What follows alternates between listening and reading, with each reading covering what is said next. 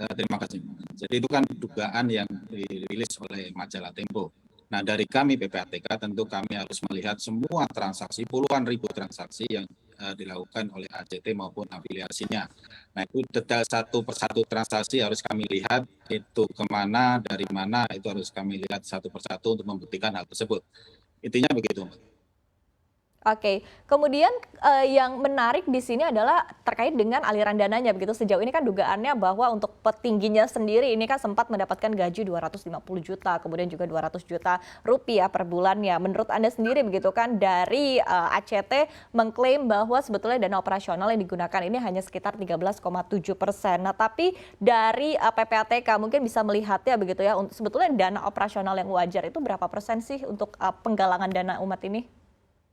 Ya, mengenai persentase dana yang wajar untuk pengurus untuk gaji pengurus misalnya, itu tentu Kemensos, ranah Kemensos. Nah, kami di PPATK itu untuk melihat apakah dari transaksi-transaksi yang dilakukan ACT itu ada indikasi suatu tindak pidana, misalnya apakah ada penggelapan di situ dan sebagainya. Ini harus kami lihat secara jernih, secara detail sehingga nanti dapat kita sampaikan ke penegak hukum untuk pembuktian selanjutnya, gitu, Mbak. Oke, tapi sejauh ini untuk penelitian di tahap awal begitu, apakah memang sudah ada indikasi bahwa ini adalah tindak pidana? Ya, tahap awal tentu saja indikasi-indikasi itu ada ya, cuma kan itu harus kita sampaikan ke penyidik untuk tahap pembuktian lebih lanjut. Nah, untuk pembuktian itu tentu juga tidak mudah, artinya perlu alat bukti yang harus dilengkapi oleh penyidik untuk membuktikan unsur-unsur tindak pidana yang mungkin bisa kita sangkakan terhadap transaksi-transaksi yang dilakukan oleh ACT tersebut. Oke, nah ini menarik kalau kita lihat dari alat buktinya sendiri. Apakah alat buktinya ini sendiri juga kan artinya dari dana umat sendiri atau bagaimana menurut Anda untuk alat buktinya sendiri?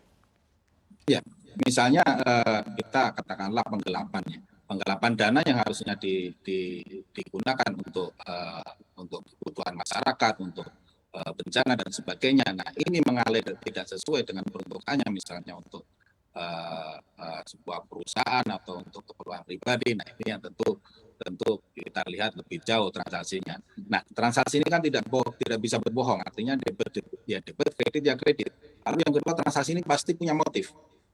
Ya. Nah, motif-motif dan inilah yang harus kita gunakan untuk pembuktian.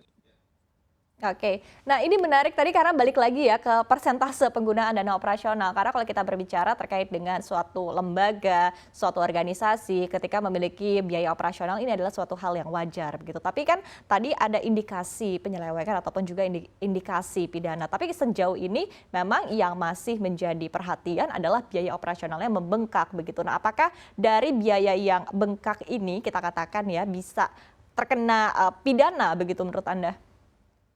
Nah, kalau biaya operasional itu kan nanti jatuhnya ke kepatutan, unsur-unsur kepatutan.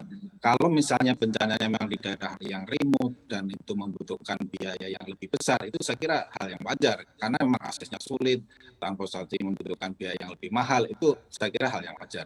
Jadi jatuhnya memang hanya ke unsur menurut saya ini kepatutan aja, patut enggak dengan biaya operasional sebesar itu. Nah, Oke. pidananya inilah yang harus kita cari, harus kita buktikan gitu, dari transaksi-transaksi yang dilakukan oleh ACT. Demikian.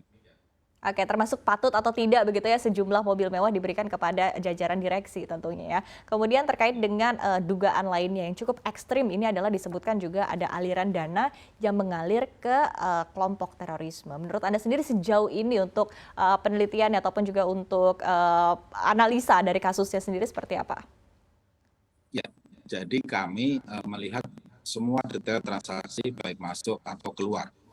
Nah, untuk dugaan misalnya adanya pendanaan terorisme, itu kan tentu harus kita lihat ini larinya kemana, digunakan untuk apa, apakah memang ada istilahnya mensreanya untuk aksi pendanaan terorisme misalnya.